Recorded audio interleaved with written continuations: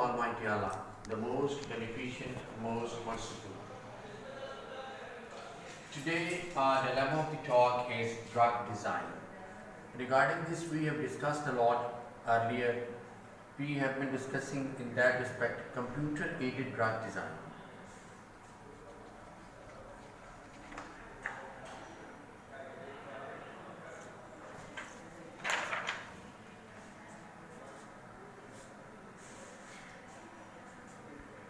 In this area, now the computer is intervening and it is helping us a lot. In that respect, we would be able to use this device to understand how does drug act upon the receptor, lock and key mechanism is going on, and how this lock and key mechanism is being explored by the computer, which is the most modern technique which is being presented herein. So in that respect we will be discussed today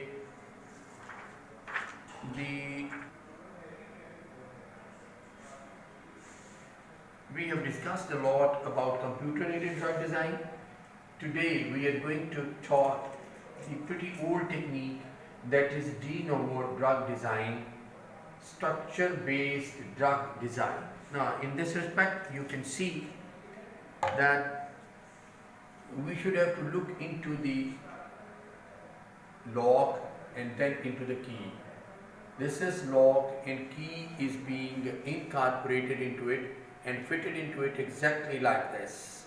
The same is the mechanism of drug design, which is pretty old technique.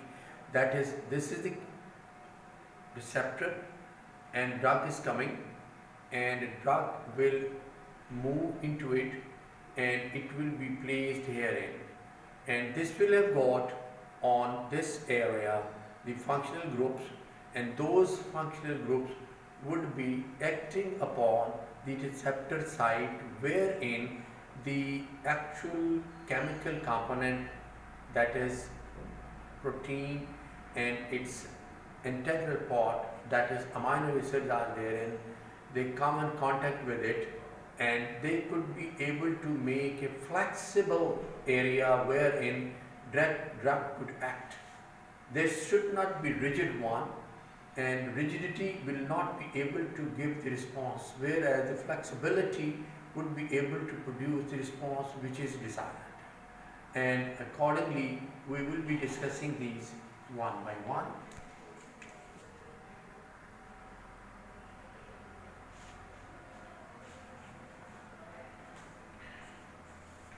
Here is the Denovo drug design, structure-based designing. In theory, it should be possible to design a drug based on the structure of the binding site, a process known as de novo drug design. It means when receptor structure is known and ligand structure are unknown. Here is the receptor and this is the ligand. It is coming and fitting herein, and this says this structure is known and this is unknown, and we have to locate it and how it will be acting upon it. This is the dilemma of the talk of today.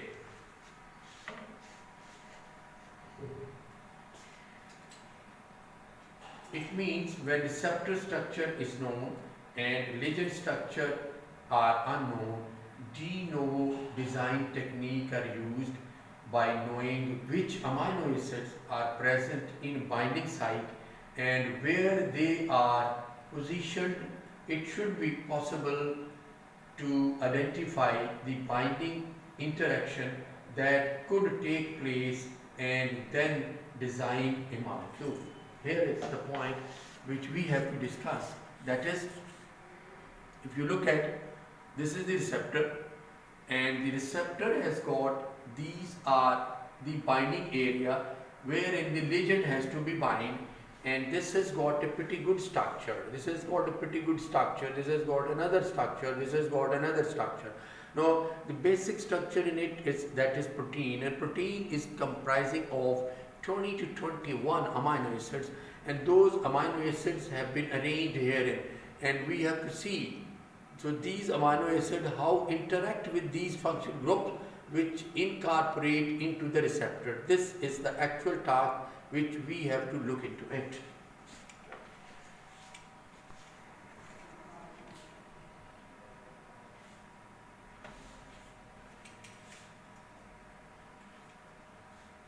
Necessary functional group to interact with the amino acid residue.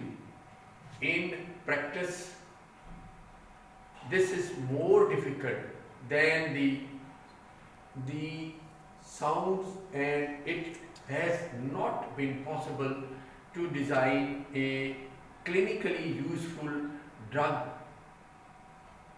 purely by Denovo drug design.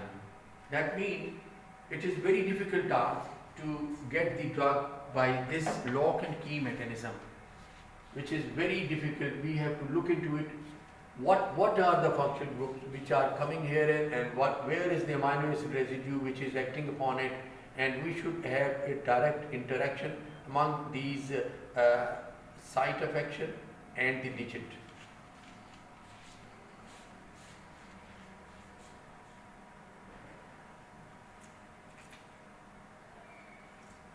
However, there has been success in designing lead compounds by Denovo design, especially in the area of thiamidylate kinase inhibitors. The produced required identification of a binding site, that is a bound ligand as described above. The ligand molecule is then removed to leave a vacant binds site de novo.